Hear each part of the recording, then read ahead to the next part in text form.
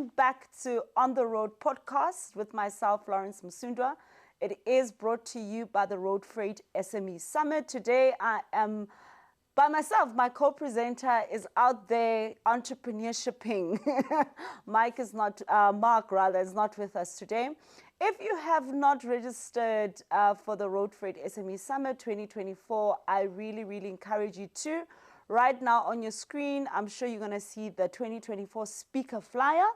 Please visit our website and book your seat. It's bigger, it's better, and you'll also get the preview to the agenda and the new sponsors and also the sponsors that were there last year that are with us again this year. I'd like to thank everybody that has subscribed. For some miraculous reason, we have gotten over the 200 mark and we had 600 odd people that viewed the second episode.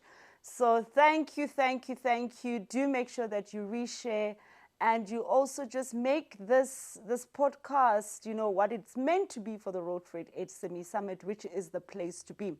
With me today, I've got John Ferreira. I got the surname right. I nearly said Ferrari. The man behind TFN, a family business that he is really scaling up and really doing remarkable things with it. But before we chat to John, let's watch a little bit about what they do as a business in TFN.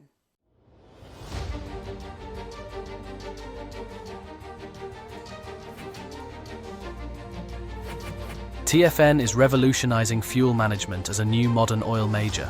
Our comprehensive ecosystem integrates all your fuel needs seamlessly. From humble beginnings to refueling over 39 million litres per month, TFN stands as a beacon of change in the fuel industry. Pioneering a new era in fuel management through our integrated ecosystem, streamlined fuel management through TFN Pay, on-road solutions, extensive network for on-the-go refueling, wholesale options, competitive pricing through direct imports, home-based management, simplified fuel orders for your home-based refueling, and fuel AI technology, advanced system optimizing refueling efficiency.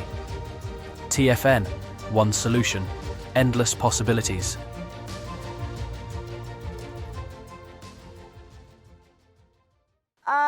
John, welcome. How are you? Thank you. Good in yourself. Thanks for having me. Great. We were supposed to meet last week. We are here this week. Thank you again for making time. Pleasure.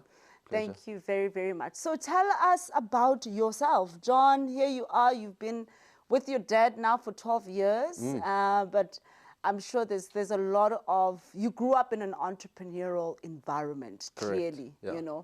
And here you find yourself. But just tell us briefly about yourself, where you grew up, what interests you as a person. And so had quite an experience. I was born in South Africa, in Bloemfontein. You have to say that now in South Africa, eh?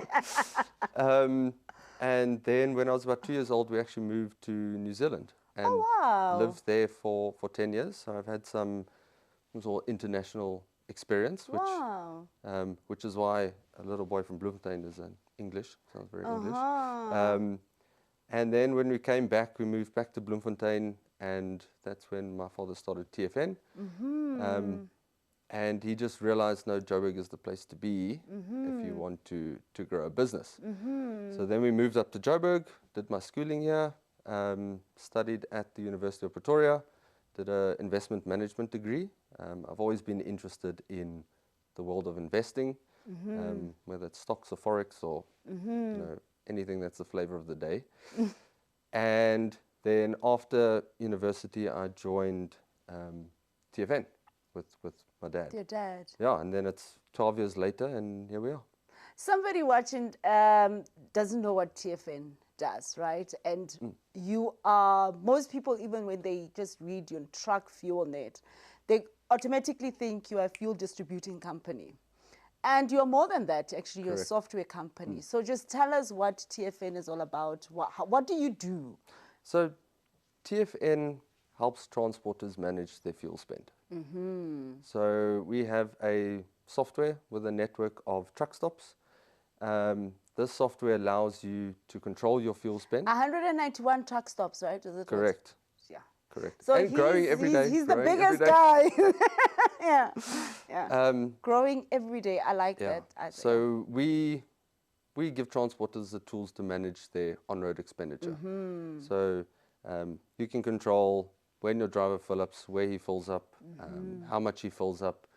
You can either micromanage it, if you want to manage it to a pre-order basis, or you just want to benefit of the security of the cashless closed-loop system and let your drivers refuel anyway. So you can use the software to manage your business however you want, as finely or as loosely as you want. Yeah. And then on top of that, due to our buying powers, we negotiate a good fuel price for our customers. But first focus is you need to control your fuel, and then you need to find cheap fuel. Great. Awesome. You mentioned something when we were having an offline conversation, that TFN came about by really focusing on small players. And if you are in the transporting industry or you want to get into it, you would know that fuel is the biggest cost. Correct. And what led you guys to sit back and say, you know what, we have to think about a reasonable way to provide fuel or a service to assist small transporters in managing their fuel costs? Correct. How did that, what triggered that, if you can? So when the business was starting, initially it was a wholesale business, but when you approach someone to sell them wholesale, back in the time it was, okay, Oil Major can give me wholesale, but they also give me on-road. What are you guys going to do for on-road? And then we started thinking, okay, how do we provide a service for the guys on-road? But we couldn't get to the bigger guys at that point. So we started building a platform, a network base for the smaller transporters. And then we started to see, okay, the bigger transporters at that point, with big volumes at a depot, have access to better pricing, which then in turn leads them to being more competitive when it comes to contracts and tenders, etc. And we said, okay, but that doesn't really seem fair. What can we do to collate the volumes of the smaller guys and give them access to the same pricing as the bigger guys? Because we want them, as you say, fuel was a big, it still is a big cost, but it wasn't as big back then. Yeah, it is. A big cost of their operations. Very true. So how can we give them access to lower that fuel cost, which in turn would make them more competitive in the market, which in turn would help them grow their businesses. So TFN was really started for the smaller guys, firstly, to give them control over how their fuel is, how their money is spent on fuel. Because again, the larger company have rooms of fleet controllers, and there's people dedicated to managing their fleet. Proper resources for them. Where the owner driver doesn't have time to manage his refueling. So how do we give him the tools and the visibility of pricing to manage his refueling from his vehicle? With the kind of network, obviously, you know, TFN has been there for years, and you mentioned earlier that, you know, it took you 15 years to reach the 15 million litre 15. mark. But I just want us to take it a step back, is that you're still getting clients, and you started with clients where somebody having no knowledge of the industry somehow finds a contract somewhere and, you know, come bring 5 trucks, you're going to, you know, start transporting XYZ, and they become your client. Right, because they believe in your product. But in your experience, that lack of knowledge of the industry, how does it then translate in them not understanding fuel efficiency, you know, challenges or just the fuel costs in a business? How have you seen that, and now can you spot it from a distance that Florence is new in this, she doesn't know what she's doing, you know, and then how do you then assist her? So I think when you start in this industry, one of the things that a lot of people don't understand is the way fuel pricing is structured in South Africa. So the normal reaction would be, okay, I just need to fill up my truck. And as a consumer, you just know I drive to the nearest petrol station and I pay what is there, because petrol is regulated, so you're paying the price. Where diesel is deregulated, and there's lots of different pricing, from the coast being the cheapest to, you know, all the way up where it gets more expensive. Hundreds. And you can pick up on the refueling patterns of these guys, because they're not refueling their vehicles efficiently. So then what I think my team does very well, we have a very strong customer relation driven program. One of the programs is our new client program. So you say that refilling pattern is so important. It's extremely important. We have some case studies where just of old customers, just changing their refueling pattern, leading to a substantial saving on their fueling bill. Because old habits die hard. And if you change the habit and change the way you see how I refuel, you can add a remarkable difference to your bottom line. And that is whether I refuel when it's at reserve or I refuel, or what is a refueling pattern? Where you refuel. So like different zones, you know, how much you refuel at each zone to get you to a cheaper zone.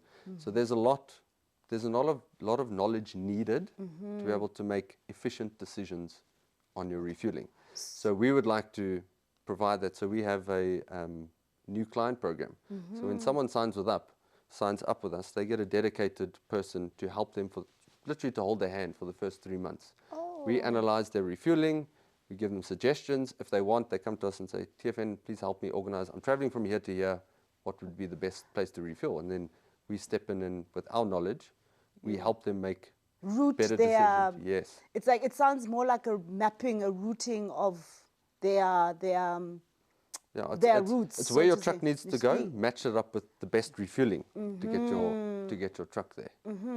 As you build this network, like you are pretty much across Southern Africa.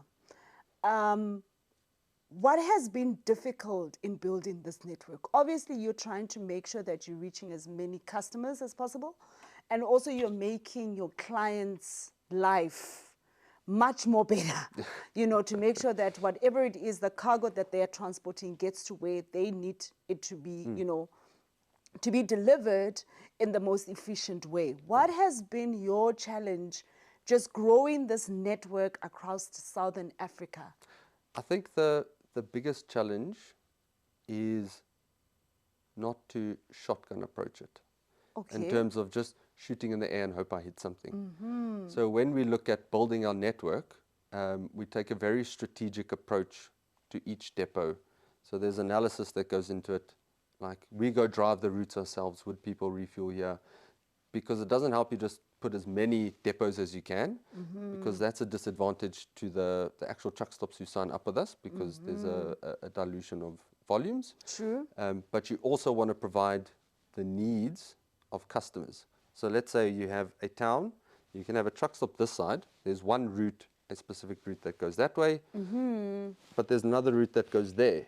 If you don't have the knowledge, say, okay, we need a point there, it's not going to affect this one, but it's going to cover another route, then you'll put two in on that spot.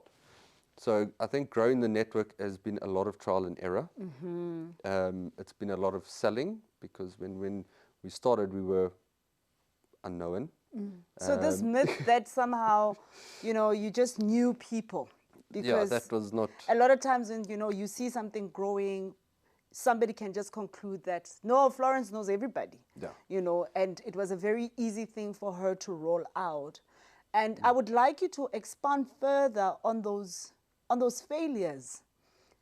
You know, that you can share a story of, you know, you wanted to move into Namibia or, you know, Swazi, whatever it is, any other country, and what was the failure? And I'm emphasizing this because I think in our country, it's very important to share the entrepreneurship stories of both Black people and white people, and to demystify that challenges surround all of us, you know. And it's important for us to learn from each other, especially them that have been there for long and them that are coming in. So can you share a story of where you're like, shucks, we failed for real. We lost so much money. We didn't know whether we were coming or going, but this is how then we picked ourselves up. I think, you know, failure is a harsh word. Let's call it lessons that we learned. Oh, okay. You are the more positive thinker. Yes. You know, I think the biggest lesson is people don't believe in your product as much as you do. So you go out. And that has nothing to do with race. No, nothing. Okay. You go out and you have this vision for your business, and you believe in the product so strongly, you can't see why anyone else would not believe in it. Then you go sell to someone, a truck stop or a customer, sell your heart out, and they say, "No, this isn't going to work. We're not going to do business with you." And there's countless stories on, on the depots where we wanted this depot, we sold to them, and they just said flat out, "No, we're not going to do business with you." And then 5-6 years later they give us a call and say, "Listen, can we join you?" And customers are the same. You know this product is going to make a difference to a customer, and you sell your heart out, and you just get rejected. And I think that is where the mindset in the business is, when we get rejected, we look at that and say, why? What can we do differently? And we try again. I think once you get over the fear of rejection, it's hard, but once you get over it, it opens up a whole lot of doors where it almost boosts your perseverance, because now nothing can stop me. I get rejected, cool. There's 100 other guys to go see. So I think the hardest part is, in your mind you have this picture of this thing growing quickly. Yes. And then it doesn't.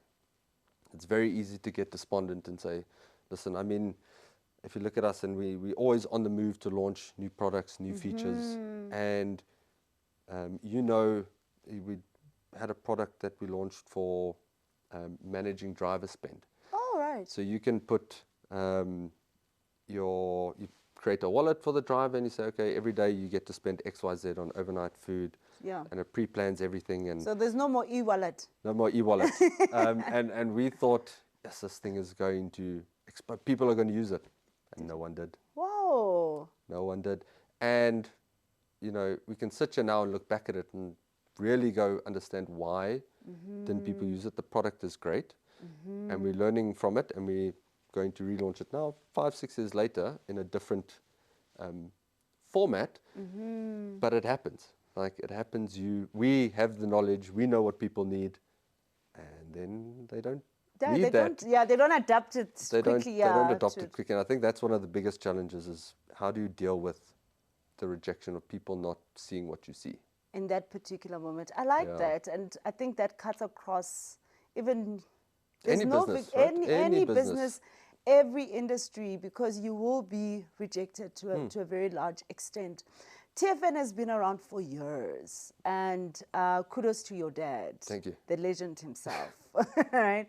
And you grew up in it. You grew up in this particular, in a very entrepreneurial space, and you are now scaling it to levels. I'm sure your dad is still like, whoa, you can do that, son, And I just want to bring in,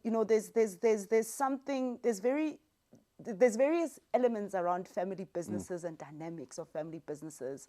You also as a leader within a family business.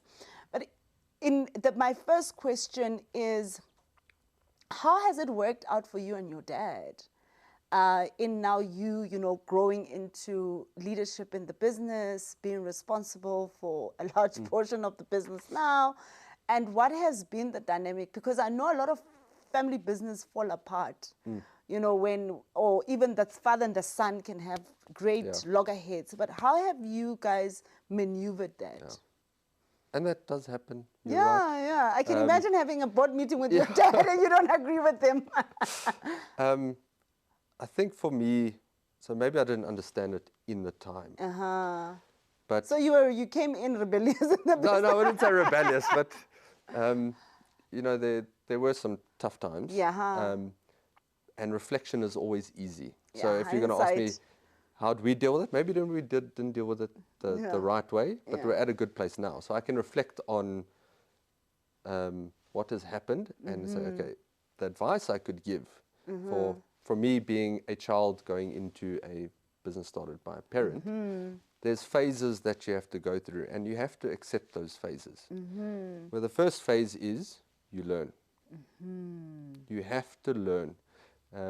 That's not the time to come put your own ideas in and try to force your hand and be a leader. That's not the time. That is when you sit and learn, because you need to know what the father knows, or the parent knows, to be able to get to that level. So then you learn, and then you get given some responsibility. And you need to accept that responsibility and take it as your own. So there's no, what I'm hearing you saying is that as a child in a family business, you cannot come in with, what's this word that people like saying young people have now? Entitlement. Entitlement, yes. You can't just get into it and say, you know what, I'm entitled, and you look down upon other employees or even other management. Because remember, if you say those points, if you become the leader one day, right, and you were that when you started the business, how are you going to have the respect of your employees when you are their leader, when you look down at them when they've been there longer than you, if you just came into the business employed, they know more than you. So I think a big part of it is the mindset of just accepting the phase that I'm in and doing the best. Like the leadership will come. But accept where you are, and as I mentioned to you earlier, one of the keys is have the utmost respect for the person who started the business.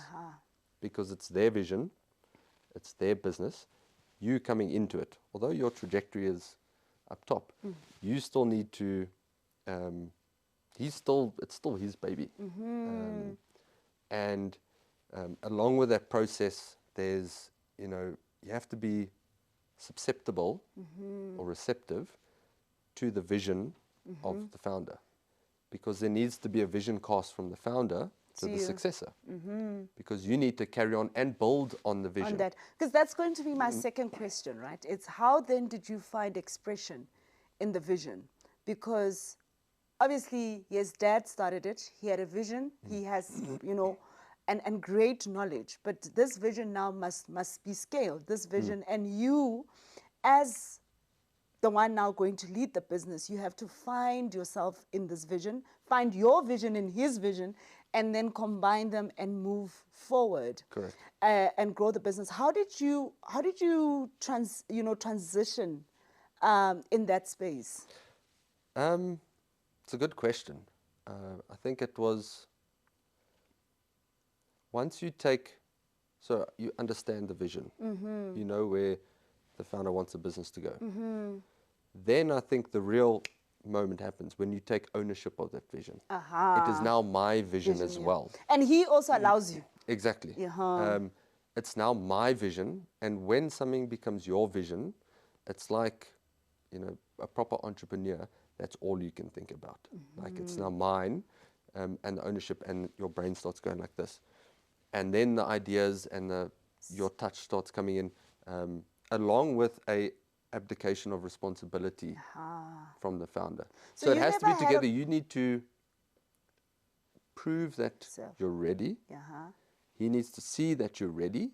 And then there's an abdication of responsibility. And then on this side, there needs to be ownership.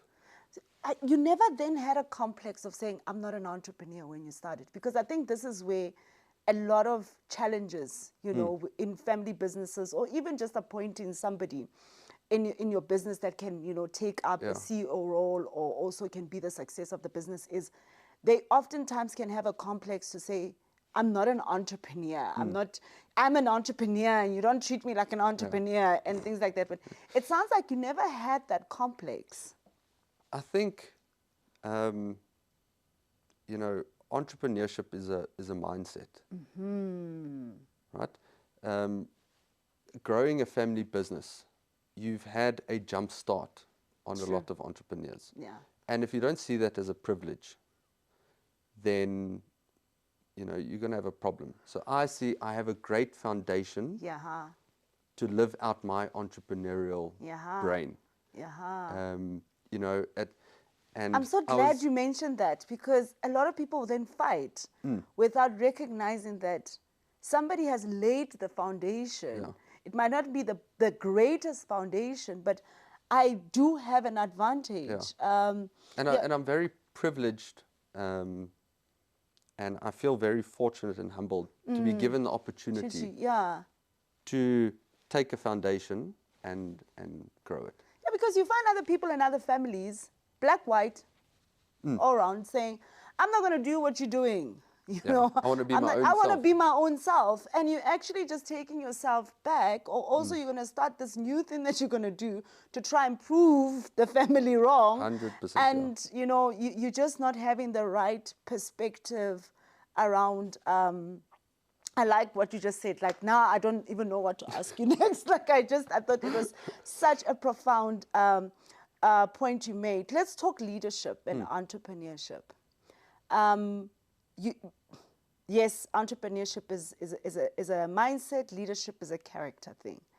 As an entrepreneur in this space, very competitive space, you know, and also as a leader, what would you say when you look back to say, you know what, I didn't know this about myself, and I need to work on it. What character trait have you had to really work on for you to be able to grow the business to where it is now? Again, very good questions. Thought-provoking, because now I need to look at myself. Yes, yes. I would say people skills. Because running a business is one thing, but if you can't manage the people and get the best out of the people, the business, no matter how good the idea is, the business isn't going to succeed. So it's more relating to people, relating to the employees, and you know, I really feel like they don't work for me. We all work together towards a vision. I always say a company is just a piece of paper, right? The legal Yeah, letter. the legal letter. At the CIPC. Yeah, the business is really the people involved. But a lot of people say that, John. You know, it's about people. You have to grow your people. You break it down on a day-to-day. You know, what does it look like? Because you do have employees that sometimes you look at, you like, I can't wait until you leave this place. You know, I know, but it is the reality, right? So on a day-to-day, what is it that you tell yourself when you wake up every morning to say, John, people, culture, what is it? And I'm asking it in a more practical sense. That do you have coffee when you walk in? You say, guys, come, let's all have coffee. And you ask everybody, how are you? There's companies that do check-ins. You know, do you attend everybody's parents' funeral? Do you take everybody on a emotional intelligence course? So if you can just break it down so that somebody that's watching, when you say people skills, they can now have practical things that they might not be doing, that you can, they might start doing after hearing you. I think being relatable and being approachable. And how do you achieve those things is bringing yourself into their world. Have sit down. So in our office, we have a nice kitchen. You go in and make coffee and catch people there. And you always just have a chat with people about life. It's really just... It's a heavy thing, though, to be a leader, hey? It's being relatable. So not that higher than thou, I'm the boss, you work for me attitude. It's really portraying that we're in this together. Like we're all working towards the same thing. We each just have different responsibilities in this machine driving it forward. And then I think the second is creating the approachability. In terms of, you can come talk to me about anything. Like if you have 1,000 employees, can they really all come talk to you? Or is it now putting the right structures in place? They should feel like they can. I like that. They don't necessarily have to, because it could be all over the place, but they should feel like they can come talk to you. It speaks to this quote that says people don't remember what you do, but they remember how you make them feel. Back to the business now. You mentioned earlier in our conversation before we started recording that every hour at a truck stop is not moving and costs the transporter 5,000 rands. Correct. Every standing hour of a vehicle costs a transporter 5,000 rand. That's a lot of money. That's a lot of money. Right. So that's why the key is how quickly do you turn the trucks and how long do you keep them moving? Right? Turning the truck speaks to delivering, which is Their cargo, whatever it is, yeah. and then keeping them moving speaks to decreasing standing time. How do you then come in helping them in that? In our world, so the one part that we actually have influence on and data on is the refueling process. So we know which areas are congested, and in those areas we track our low portion time of refueling. We can pick up when a depot is congested, and if it starts getting congested, we'll open up another depot to alleviate the congestion with no price difference between the two. But what we've really started looking at, and tools that have evolved, AIs and better data storage tools, is how can we use data from telematics, how can we use data from our system, how can we combine these to provide customers a tool to really track the efficiency Of their vehicles. yeah. Because the issue is, I have this system, that system, this system, Sure. that system, data comes from here, data comes from there. Now I have to go Interpret the data and either pay some somebody to some come and BI interpret. person to come interpret it for you, or provide a tool where all these things live in one ecosystem and there's one central point of data, and then someone who's invested in the smart people writing algorithms for that central point of data. That's a lot of investment in the business. But you have to invest in the business. So I've got 10 trucks and you say now I must get AI people. Yeah, so that's why we do it. Yeah, because you We realize made the that, investment, yeah. Yes. So in obviously we know one, other people just know one part of your business where somebody comes to you, says, I'm going to be your client, I need fuel. You find the fuel, they pay you prepaid. Yes. But what I've learned and seen is there's other additional things you do for your customers. Talk about some of the things you do with driver training and just the drivers be more fuel efficient, understanding the role of fuel efficiency with the asset. Yeah. So drivers play a massive role in this industry, and I think, I personally believe they're the single most underappreciated stakeholder in the industry. It's interesting.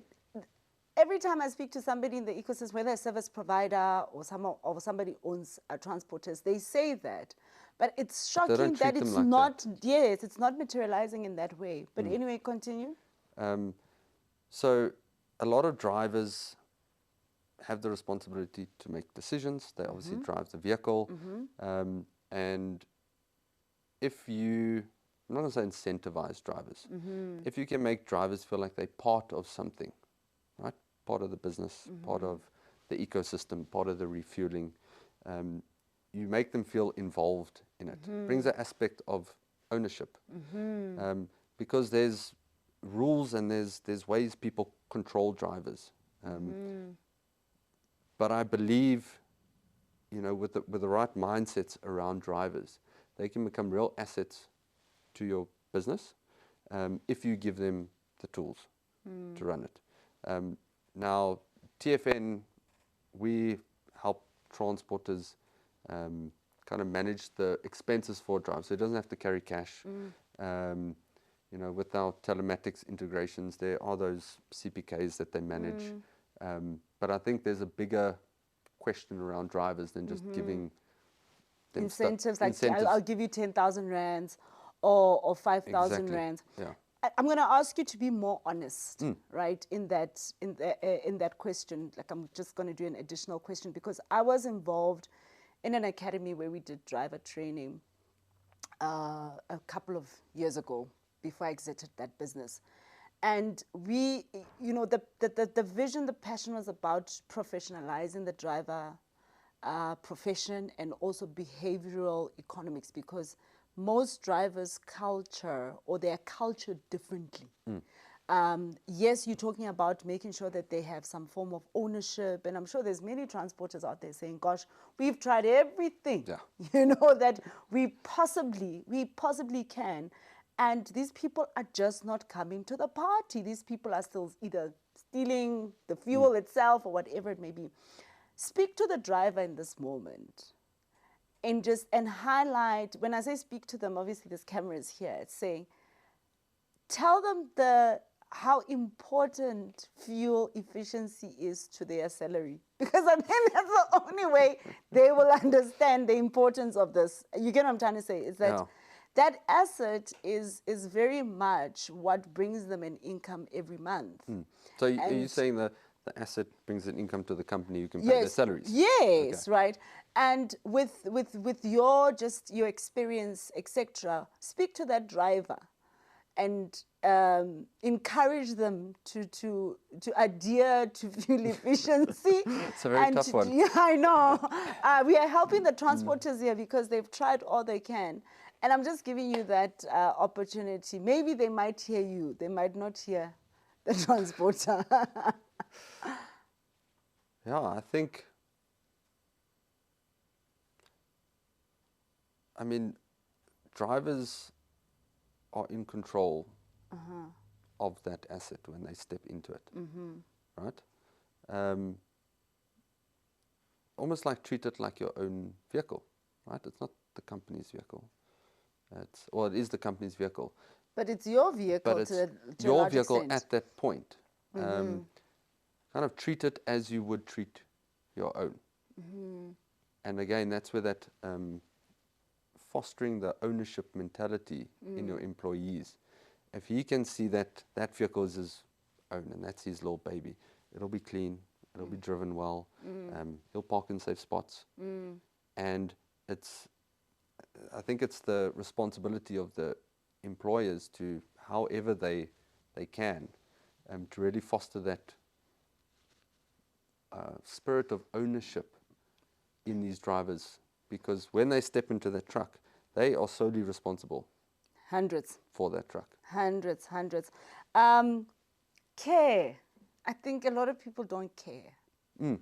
And if you don't care for the truck that you are driving, that you have the opportunity to be, that asset that you have the opportunity to contribute also to the economy of, if you don't care about that, you can't care for the country. And that's where I was trying to drill it to say, really, in my view, how we're going to professionalize or help transporters come into driver behavior, even speaking to road safety, is to make or drill down and educate the driver that they ought to care because they play such a critical role in South Africa as a whole.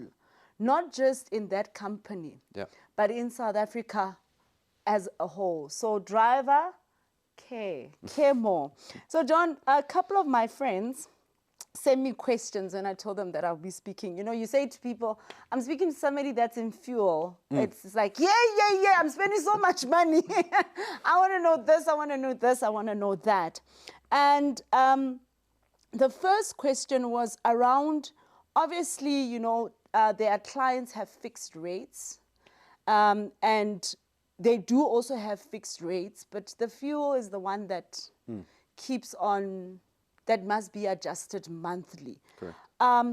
What would you say they ought to do or to pursue in making sure that even as much as that fuel costs adjusts every month, they are not outside, or completely out of what they can afford? Yes.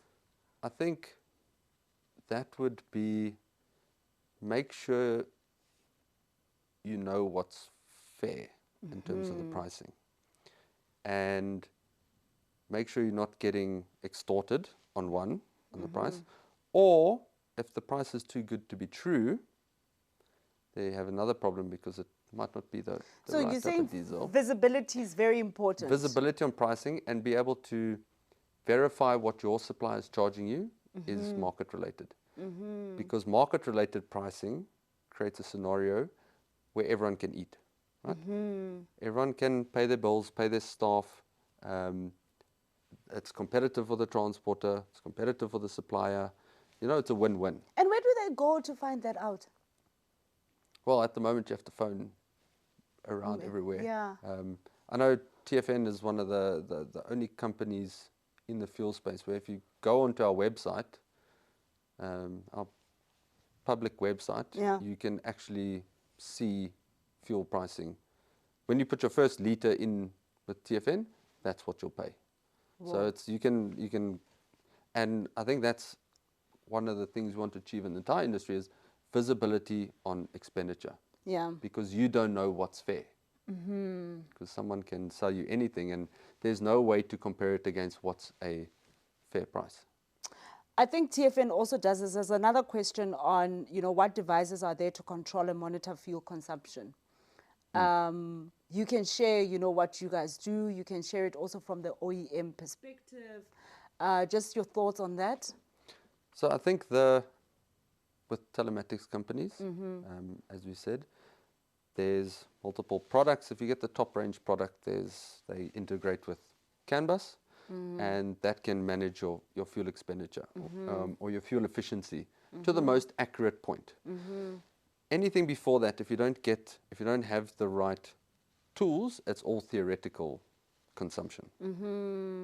And the best way to calculate theoretical consumption is full tank to full tank. How many kilometers did my vehicle do from full to empty?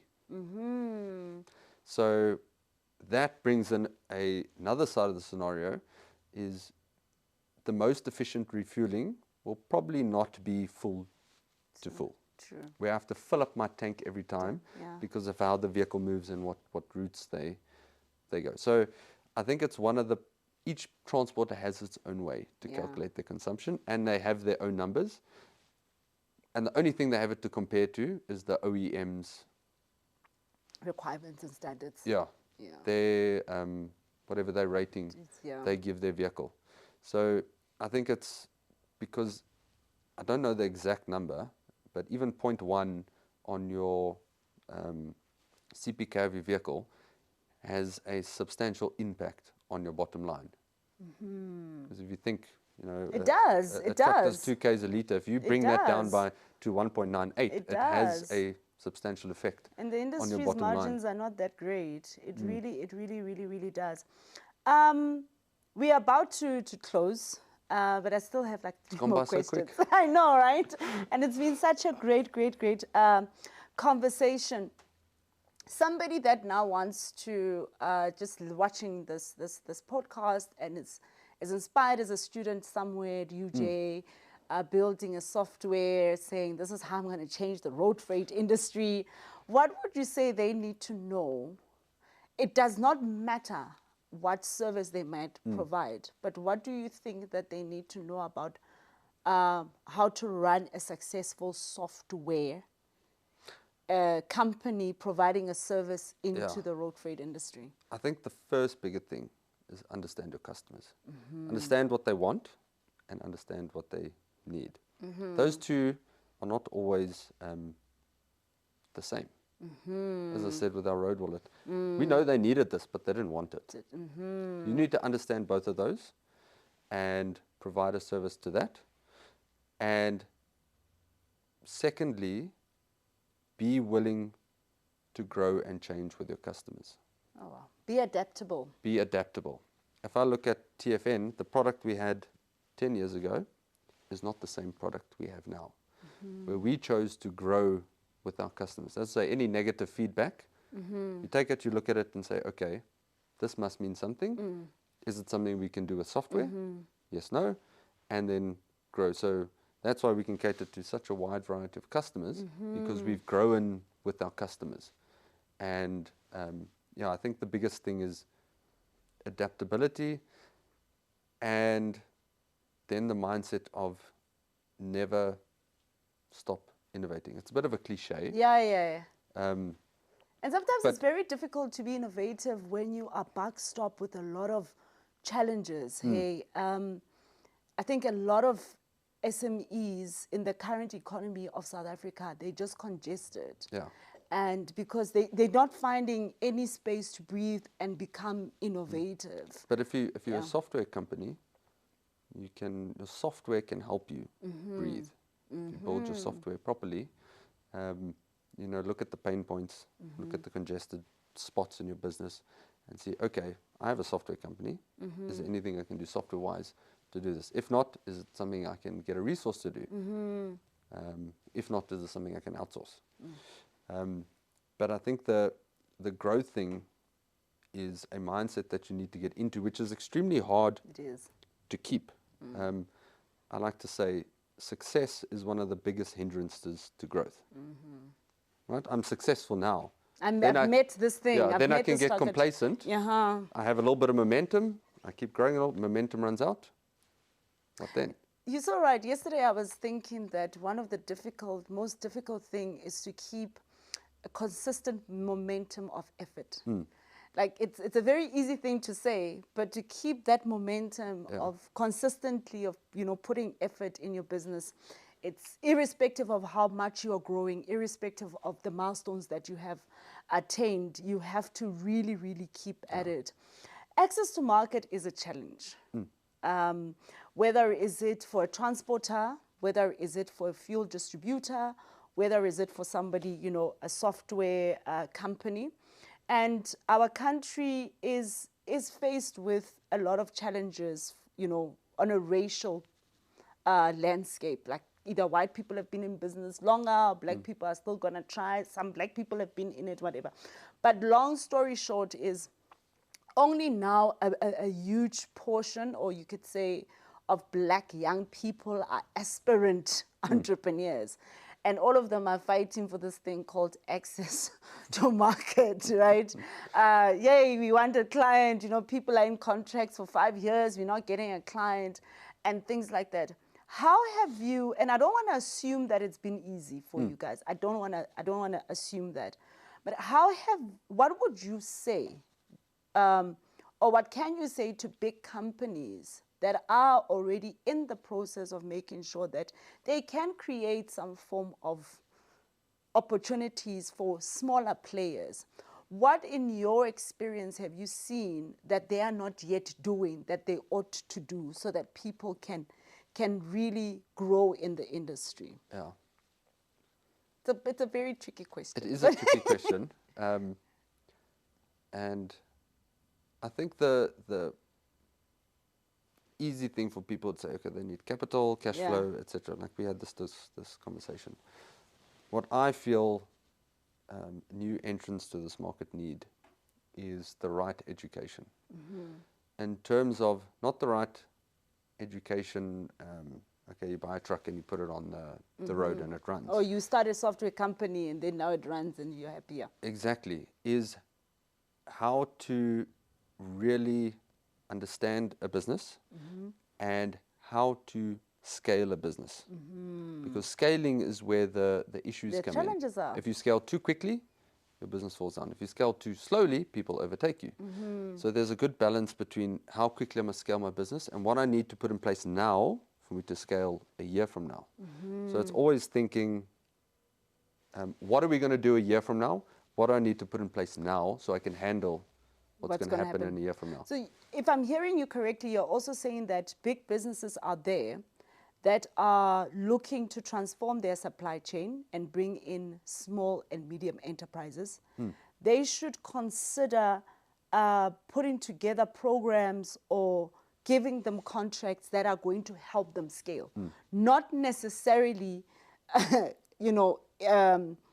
support that is only just going to backstop a person in a training class about doing marketing 101. But in those opportunities, because even a person like yourself, you can't say you've reached what you want to reach, but you still want to grow in the business. And it's more of saying in South Africa, if we're going to pay a lot of attention to small and medium enterprises, both the public and the private sector should consider, to implement programs, initiatives, and also giving of contracts that help SMEs to scale. Like in an ideal world, it would be part of a mentorship program. If I can mentor you. No, because they are them. Yeah, but if I can mentor you. They're not helping people to scale, right? So the mentorship programs, and that's why I'm busy emphasizing the scaling part. So the mentorship programs are there, the training programs are there. There's pockets of amazing things that South African business is doing to try and assist small and medium enterprises. But it is not necessarily focused on, so how do I move you from, you know, a 1 million contract to getting you to a 5 million contract. And that is what I'm saying, you know, what would you say they should consider? Not that we're not saying it's compulsory, but they should consider, especially if we are all singing from the hymn book of small and medium enterprises are the backbone of this economy. What should they consider? Yeah, and I think as I say, the educational skill, it's easy to start a business. It's very hard to grow a business. It is, it is. And that's why, like for any young person that has a dream of starting a business, you don't start a big business. Yeah. You start a small business and you grow it to a big one. If you go into the mindset, say, I want a R1 billion contract, you don't have the skills, you don't have the resources, you don't have all of these things that you need to be able to handle a R1 billion contract. But if you start your business small and you grow it organically, when that R1 billion contract comes, you can actually handle it and deliver on the R1 billion contract. So as I think things takes time, you're right. Yeah. And really along with that, education and skills is cash flow management, capital management, how to correctly leverage your business. You know, all those. Scale is a very broad term, but you need to understand all these aspects of growth to make sure you can handle growth. Because I can buy 2 new trucks, but I don't have the cash flow to put fuel in the trucks. Or I need to go lend money, but I don't have money to pay back the loans I took. It's a vicious cycle. It is. Where I applaud the enthusiasm to grow and that entrepreneurial spirit to grow. But I believe the industry will be a lot more healthy, like less of these fly-by-nights guys come in and then they drop out.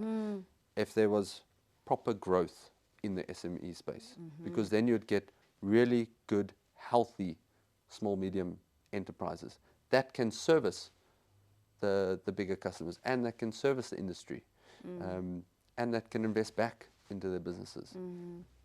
Last, you said, what's this? Now I'm looking at the time there. I'm like, oh, we're running out of time. And I still, so just 2 last questions. You said last month you reached your highest, 30 what million liters? 39 million liters. 39 million liters that you guys have bought and distributed. Facilitated. Yeah. That's the right word, right? You have facilitated. Congratulations. Thank you. I think it is a remarkable, really remarkable achievement. How did you feel? Good. You're like, yes, Daddy, can you see now? Yeah, it's a strange one, and I told my my team on Monday morning, like, celebrate the moment, because it took a lot of effort to get to that 39. Don't discount the effort it took, the work it took, like years of preparation to be able to handle 39. As I said, scale, to be able to handle those type of volumes. And I was very appreciative and humbled by the fact that we could do that. So enjoy it, but analyze that 39 million and say, okay, it could have been 45. What could we have done in this 39 for it to be 45? You're already moving to the next point. And that's it. We celebrated. We had a little party at the office on Monday. We celebrated it, and you know, it really is a great. And I'm super proud of my whole team. Yeah. But as I say, that success cannot stop us from thinking, how do we get to the next milestone? Yeah. Because where's the end, right? If you pick an end, that's the end. If I pick 40 million as my cap, then 40 million becomes your cap. And this has been new clients, retainer clients. They have just increased their demand. So we have a big retention drive. So we do have an increase in so retained clients have increased their liters. And then we've had a record year in terms of new customer sign up as well, because there's a balance between those two. The 2 years. If you're churning customers but you're signing up at the same rate, you're not going anywhere. You're working very hard to get new customers. And that's why I wanted you to differentiate. So we've had a good increase, and that's, I think, we call them our liters team, the retention team, you know, to provide a real personalized service. As I say, this new club, we hold people's hands, we give them calls, You're very strong in customer. Yes, understand their business, understand, because if we understand your business, we can provide the right tools to grow our business and your business at the same time.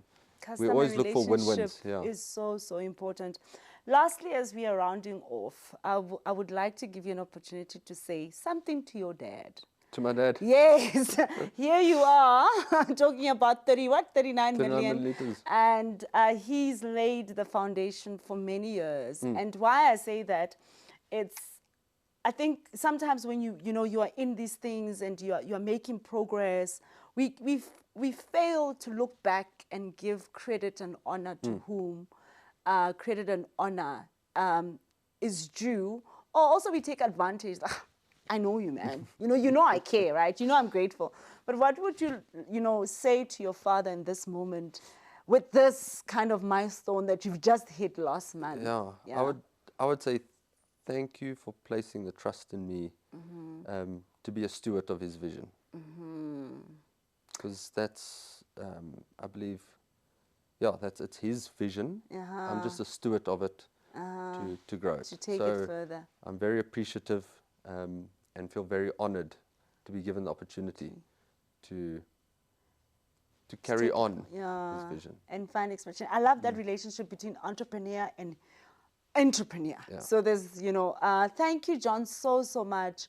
I could go on for another hour I'm sure with we could, you, from an entrepreneurship perspective, because there's I did my research in SME internationalization. So I wanted to find out, obviously, hopefully in this, second conversation one day we'll have about how you've managed to penetrate in different territory, in different countries, and how the regulations have been, the culture, the difference in regulations. Yeah, that's another conversation. It's another conversation, right?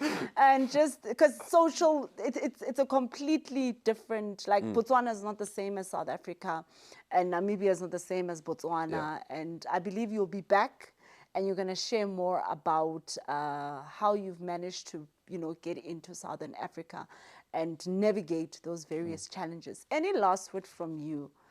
Just thank you to you. Thanks for setting up this platform. Yeah.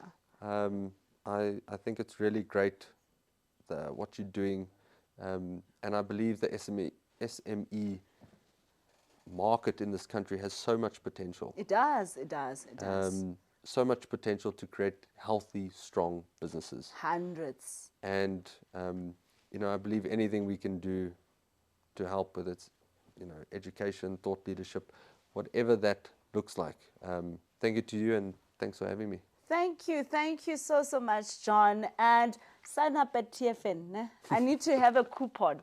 And anybody that signs up after watching this, then I get a commission. Referral code. No, jokes aside, thank you. And for everybody that has watched, thank you so much. Kind reminder to visit our website for the 2024 Road Freight SME Summit. Who knows? You might meet John and his team at the summit, and you might just get preferential sign-up rates for those 2 days onto their platform. You are remarkable. Your team is remarkable. Thank you. You are doing fantastic work, and you are literally flying the South African flag so high. Continue. And we will have you back here, hopefully in season 2. Thank you, John. Perfect. Thank you very much. Ciao. Bye.